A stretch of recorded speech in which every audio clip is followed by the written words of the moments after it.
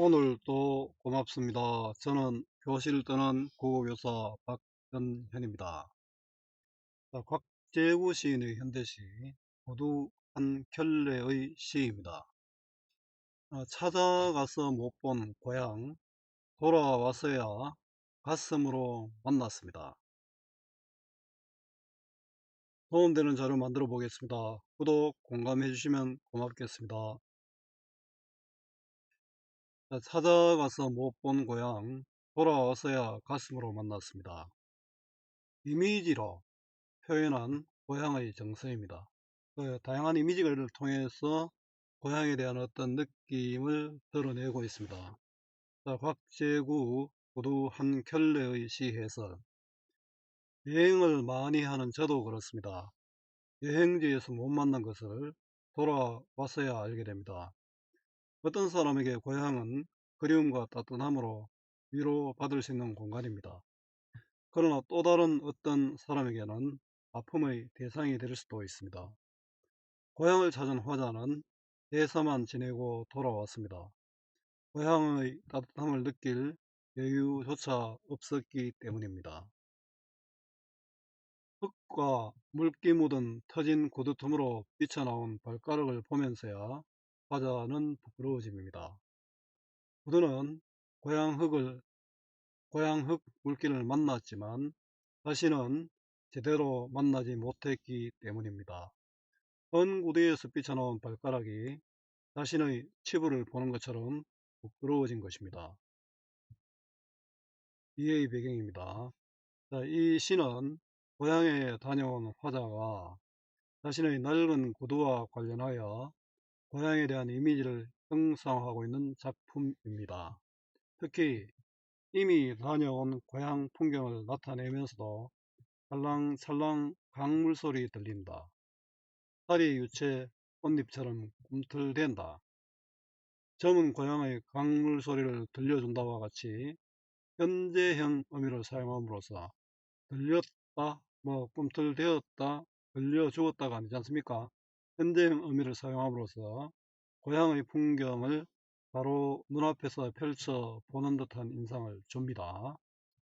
문제에 나오는 미로 되겠죠. 현재형 의미를 사용하여 주는 효과는 이렇다.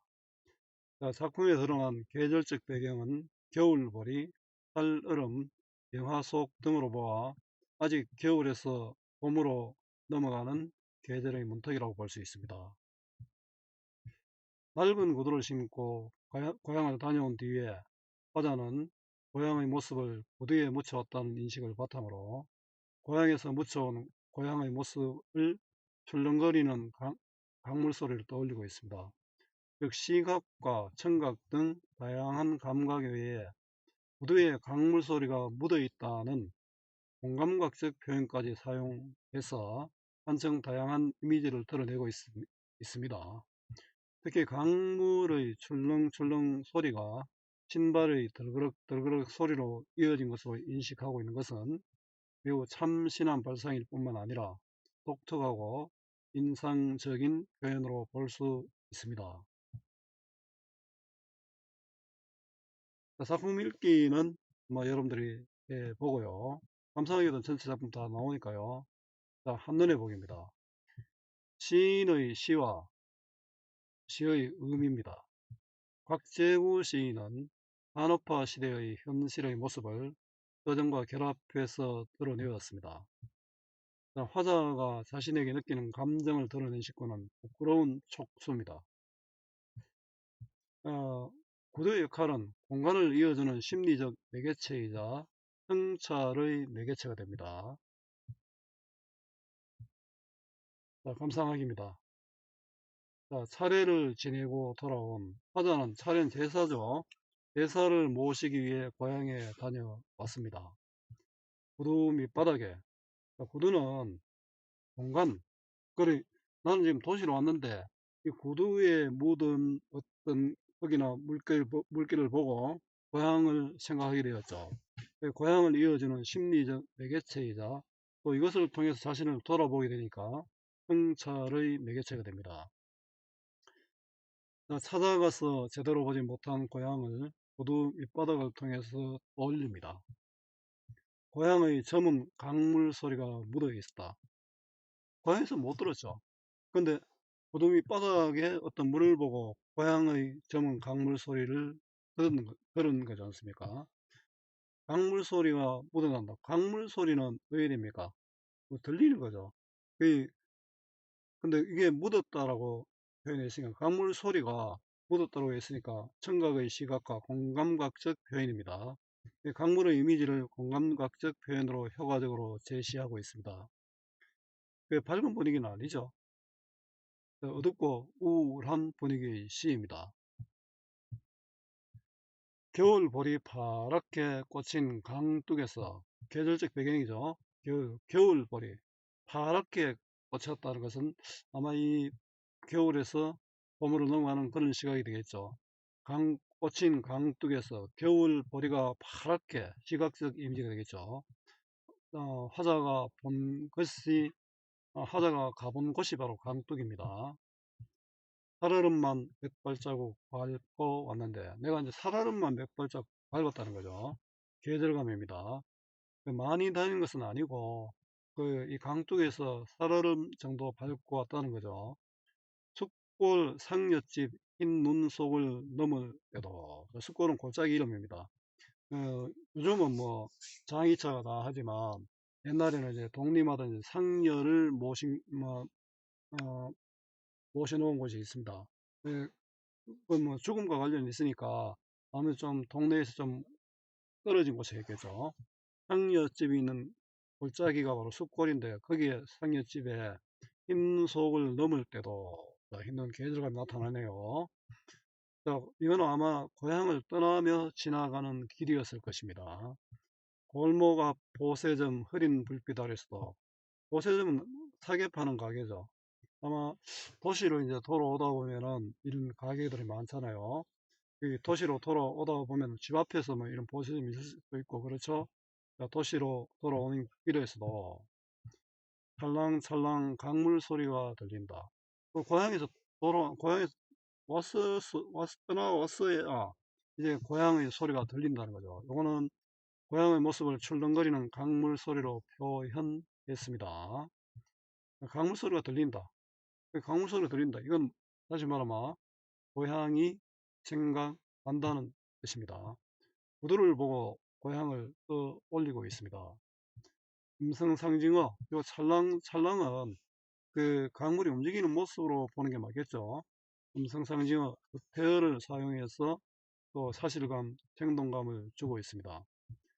여기 보면 들린다지 않습니까? 들렸다가 이거 나는 지금 도시로 왔는데 도시에서 고향의 소리를 들린다라고 현재음을 표현했으니까 이 현재음을 사용해서 고향의 풍경을 눈앞에서 펼쳐보는 듯한 인상을 줍니다.